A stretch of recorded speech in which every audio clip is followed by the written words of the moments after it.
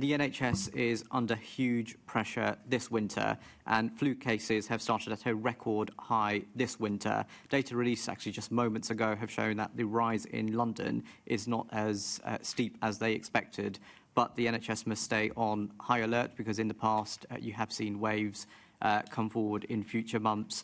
And with this being in the news, people have been obviously impacted by it, and it's in a lot of people's minds. Pharmacies are now actually reporting that the amount of people taking up the vaccine in the lead up to Christmas is far higher than it was or usually is this time in usual years. So can you ensure that your public health team is working with the sector to ensure that London doesn't run out of vaccines and has what we need? Yeah, great question.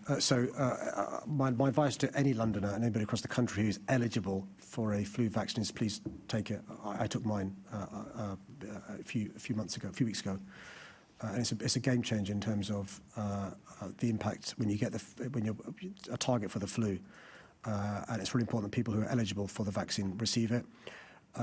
My understanding from the briefing I received recently from my public health advisor and the NHS was we've had the peak flu this year earlier than is otherwise the case, which is good in a way because we won't see, hopefully, in January issues in the NHS when it comes to capacity as inpatients. So fingers crossed, it's good news for us that the peak has come earlier.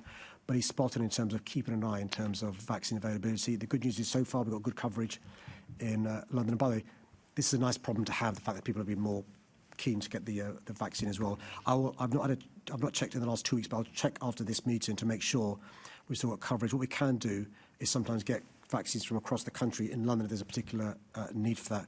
Let me follow that up.